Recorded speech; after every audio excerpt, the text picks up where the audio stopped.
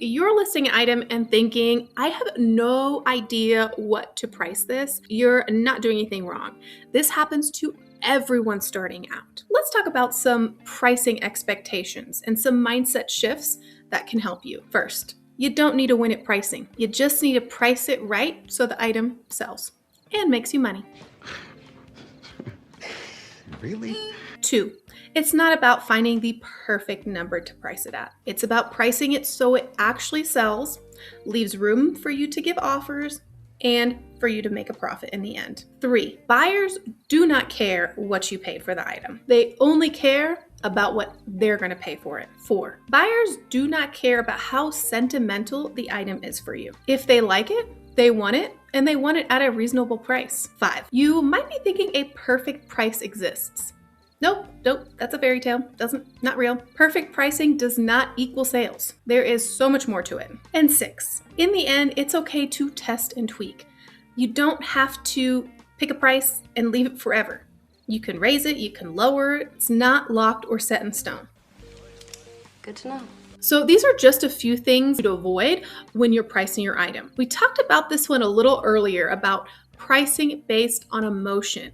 Don't price it based on what you paid for or what you want the item to be priced at. Price it based on the value of the market. Price it based on the value of the item and what the buyer is willing to pay for it. So to show you what the market is asking for versus what people are actually paying for an item, let's just click on this item right here, a listing from my Poshmark homepage.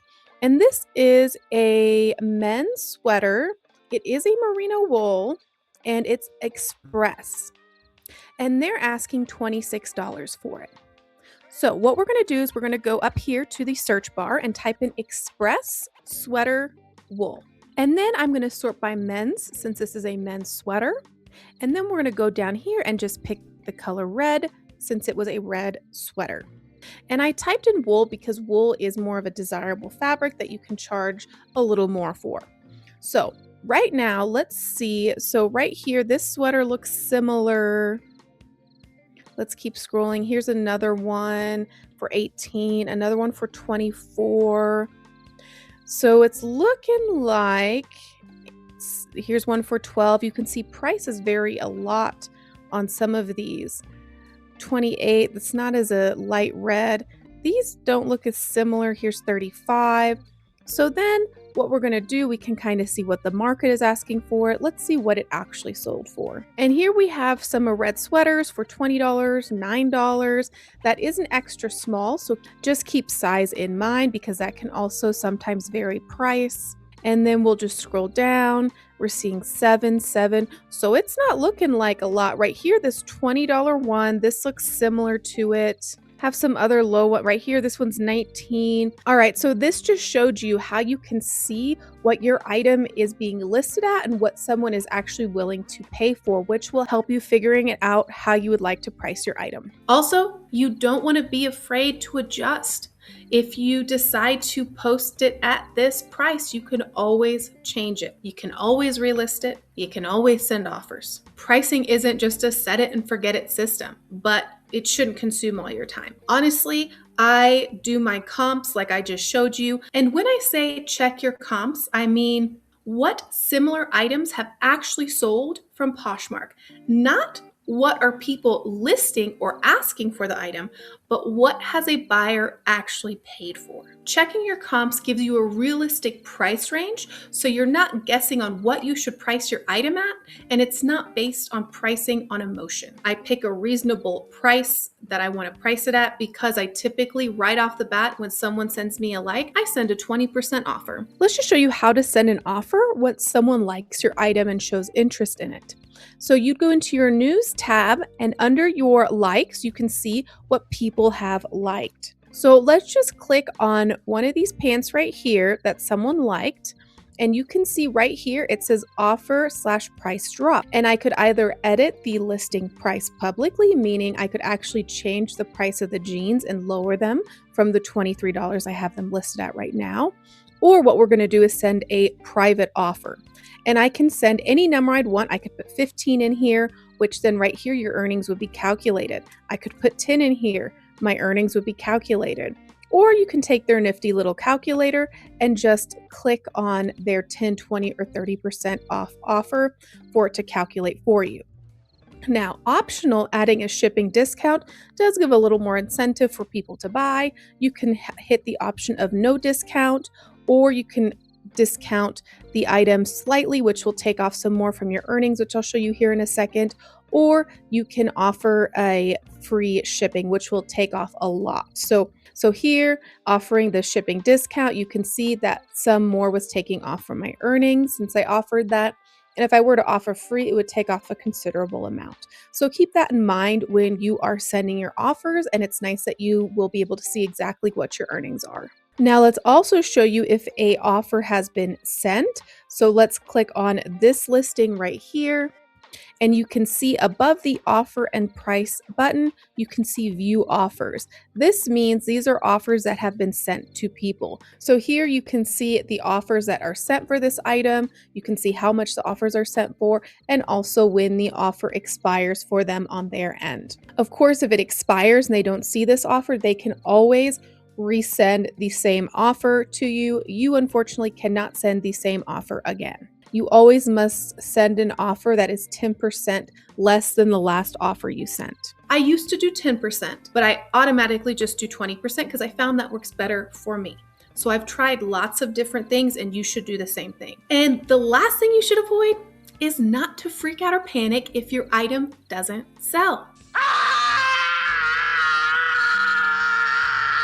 Items don't sell quickly all the time. Some sell within the same day, some sell within a week, some sell within a month, some sell within a year, some sell within 2 or 3 years. Remember, pricing is not the only thing. There's so many other factors that are involved, like the condition of the item, the brand, the item itself, the desirability of the item, the saturation in the market of the item. I had some items in my closet that was listed for 2 years before they sold.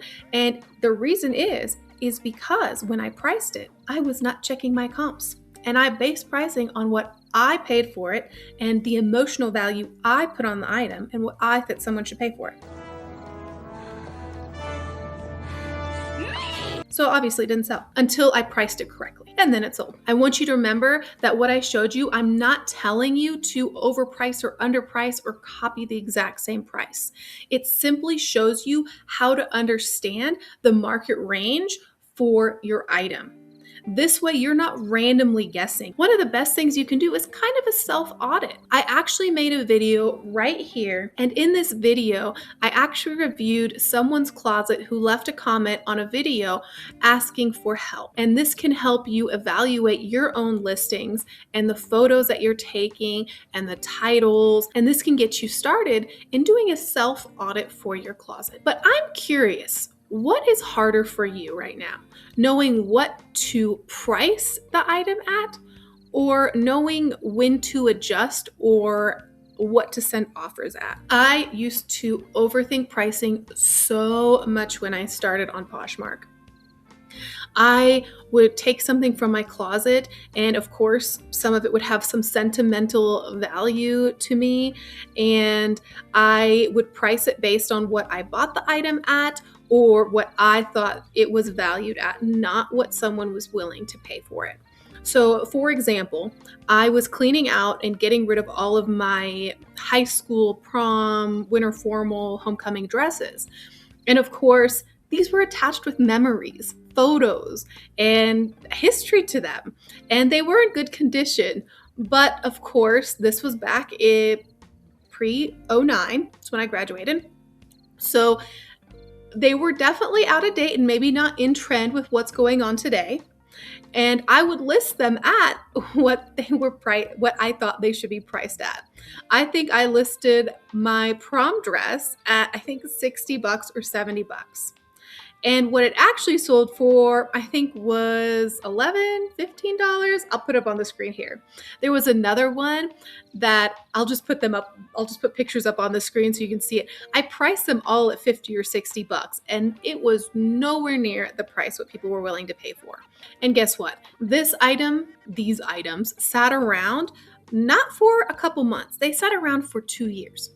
almost over 2 years. And finally, I went back through and said, okay, objectively, I want to get rid of this item. I don't want to wear it anymore. And I'm going to check the comps and take the emotion out of it. And when I checked the comps and realized what people were buying it for, I was quite astonished what I was listing at. And no wonder it didn't sell. So ultimately, if you still have emotional attachment to an item and you don't want to sell it, I would suggest don't list it, don't sell it yet until you're ready to part with it or get rid of it. So that was my lesson learned for pricing strategically and not emotionally.